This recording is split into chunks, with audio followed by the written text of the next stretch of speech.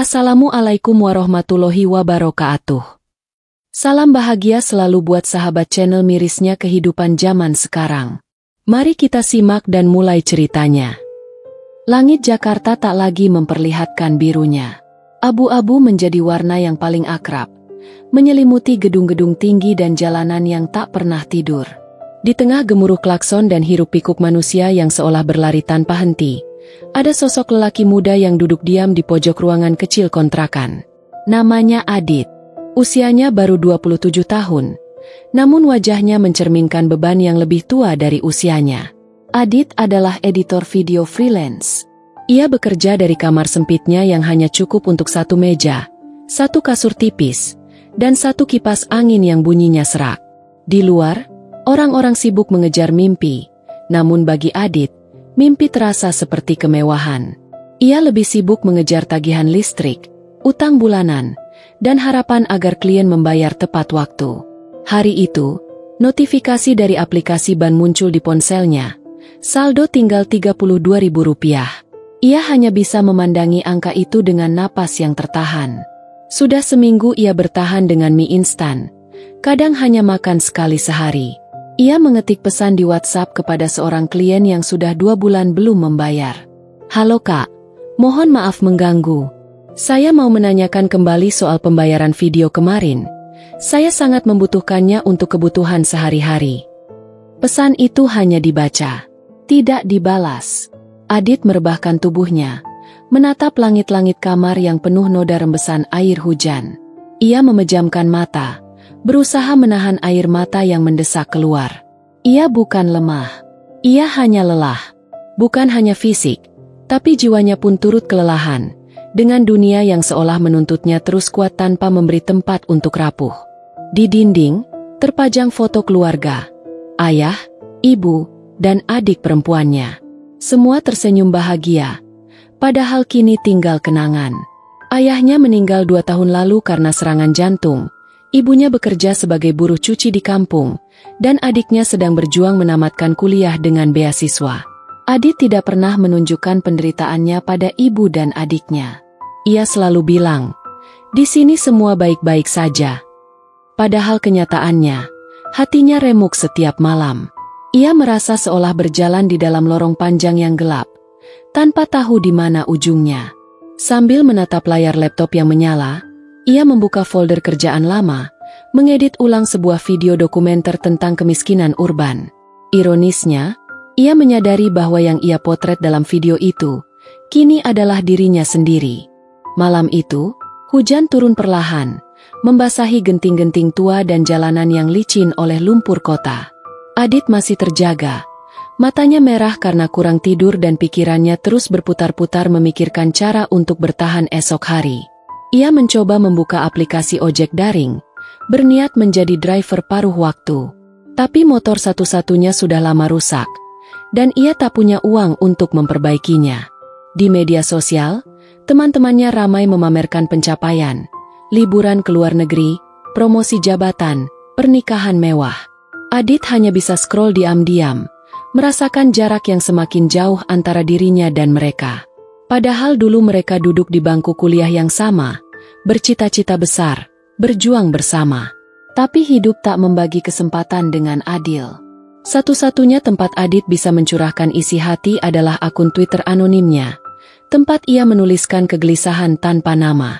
Rasanya capek banget, bukan karena kerjaan, tapi karena hidup. Setiap pagi bangun cuma buat bertahan, bukan buat hidup. Cuitan itu viral keesokan harinya. Ribuan orang merespons. Banyak yang mengaku merasakan hal yang sama. Tapi di balik ribuan like dan retweet, Adit tetap sendiri. Dunia digital memberinya pelukan semu. Tapi kesepian di dunia nyata tetap menusuk seperti duri yang menancap diam-diam. Beberapa hari kemudian, ibu Adit menelpon. Suaranya lemah, seperti sedang menahan tangis. "Dit, Ibu mau minta maaf. Bulan ini nggak bisa kirim apa-apa. Tetangga-tetangga juga lagi susah. Tapi ibu doain kamu terus, Nak." Adit menelan ludah. Ia tersenyum kecil, meski matanya sudah basah. "Gak apa-apa, Bu. Adit juga baru dapat proyek baru. Lumayanlah. Bohongnya, demi menenangkan hati seorang ibu yang selalu khawatir. Setelah panggilan ditutup, Adit terisak. Tak ada satupun proyek yang masuk.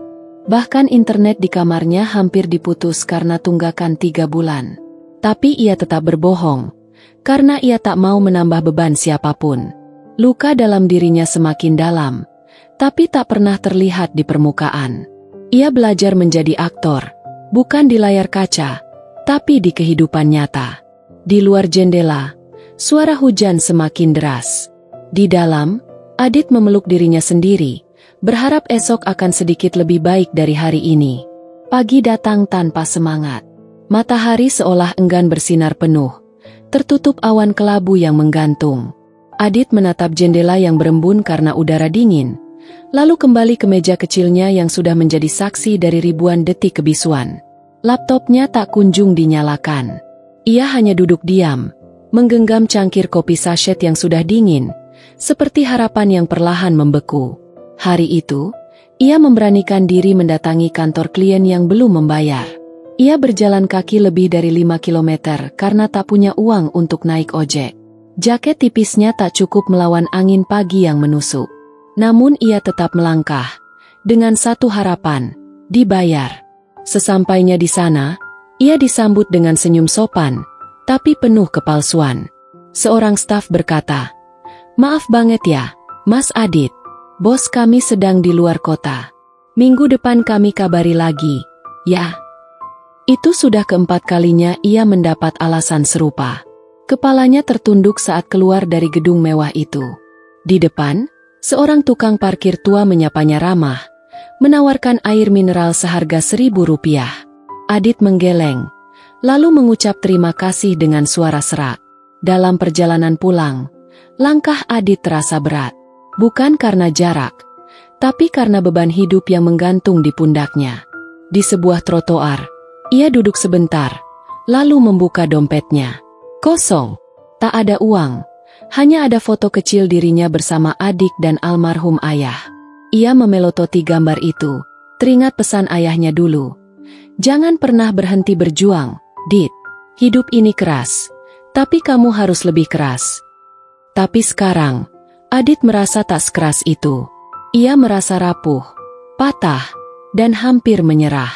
Malamnya, ia membuka email lamaran kerja yang pernah ia kirimkan.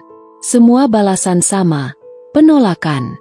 Salah satunya bahkan tak menuliskan nama, hanya template dingin yang terasa seperti tamparan. "Kami menghargai minat Anda, namun kami telah memilih kandidat lain." Adit menarik napas panjang, lalu menutup laptopnya pelan. Ia merasa tak ada tempat untuknya di dunia ini. Tidak di perusahaan, tidak di jalanan, tidak di hati orang-orang. Malam itu, ia menulis satu catatan kecil di buku tulis tua. "Jika esok aku masih bangun, berarti aku masih punya kesempatan. Tapi jika tidak, aku harap dunia mengerti bahwa aku sudah berusaha." Pagi berikutnya datang dengan ketenangan aneh. Tak ada suara alarm, tak ada deru laptop yang menyala, tak ada bunyi notifikasi dari klien. Di dalam kamar sempit itu, Adit masih terbaring, matanya terbuka menatap langit-langit. Tapi kali ini, tidak ada air mata, tidak juga senyum, hanya diam. Ia tidak mengakhiri hidupnya seperti yang pernah terlintas dalam pikirannya. Ia masih ada, tapi hampa. Rohnya seperti terlepas dari raganya, hilang arah, kehilangan arti. Namun, di antara kekosongan itu, sebuah notifikasi muncul di layar ponselnya yang sudah retak. Satu email masuk. Subjeknya, "Lamaran Anda diterima. Harap hadir interview minggu depan." Adit tak langsung merespons. Ia hanya menatap layar itu lama, bingung apakah itu harapan atau sekadar jeda dari penderitaan. Ia bangkit perlahan, membuka jendela, dan membiarkan cahaya pagi masuk. Untuk pertama kalinya dalam berminggu-minggu, ia membiarkan sinar mentari menyentuh wajahnya.